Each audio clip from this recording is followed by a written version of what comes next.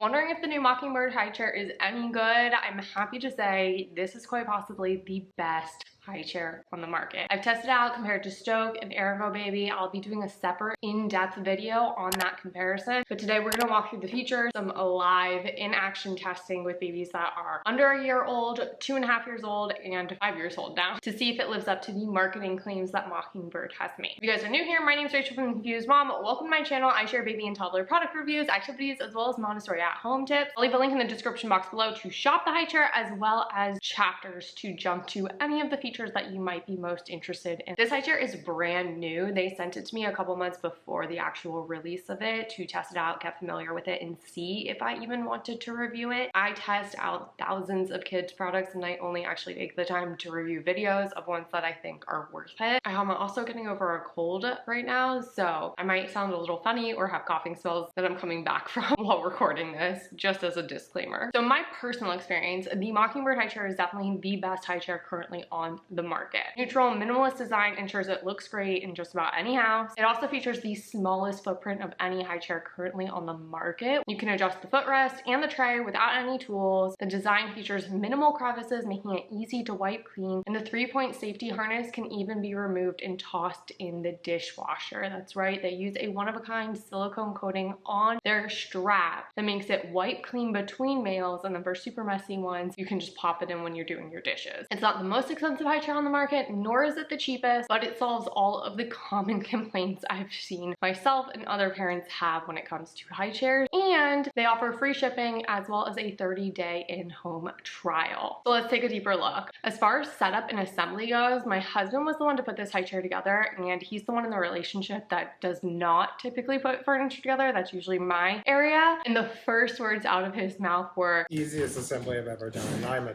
terrible furniture builder."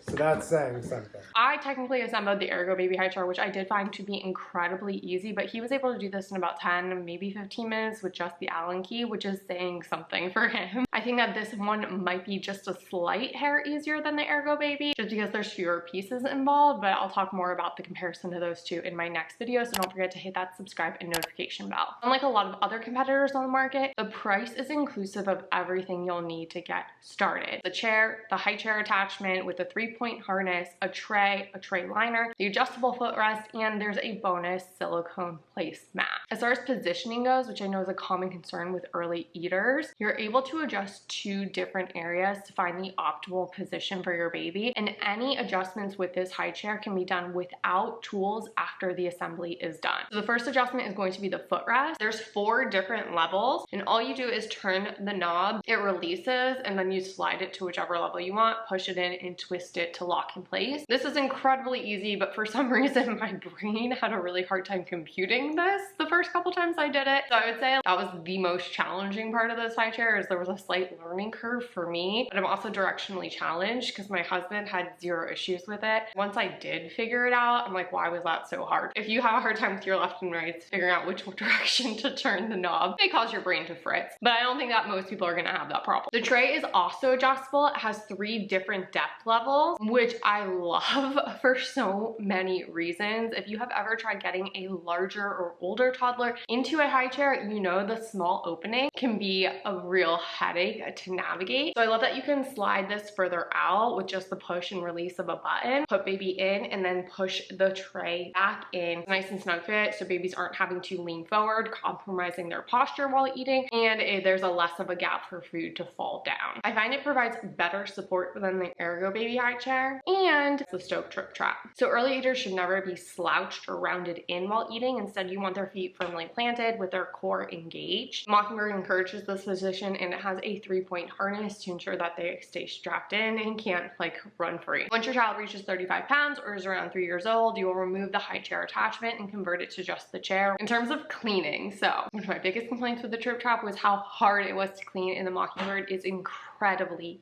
easy. The high chair itself obviously features a lot of very clean lines and minimal cracks and crevices, which means wiping it clean after meals is incredibly easy. Second, while most high chairs use nylon straps that can easily get food caked and gummed up in them, the Mockingbird features a one-of-a-kind silicone-coated material that you can easily wipe clean after meals, and for really messy occasions, you can take it off and just toss it in the dishwasher. Lastly, the tray has got a couple really cool features. First of all, obviously it's smooth on top, but it's also smooth on the bottom because we all know kids like to hit their hands at the bottom, so that's really great. It also comes with this extremely well-fitted tray liner that you can hop off and just put in the dishwasher. You can see here that the tray liner actually curves all the way down and over the base of the tray, once again minimizing the number of cracks and crevices for food to slip into. The next big thing, like I mentioned at the start of this video, is the footprint. It has the smallest footprint of any high chair currently on the market. Now, with that said, it's the smallest high chair on the market due to the width, not the depth.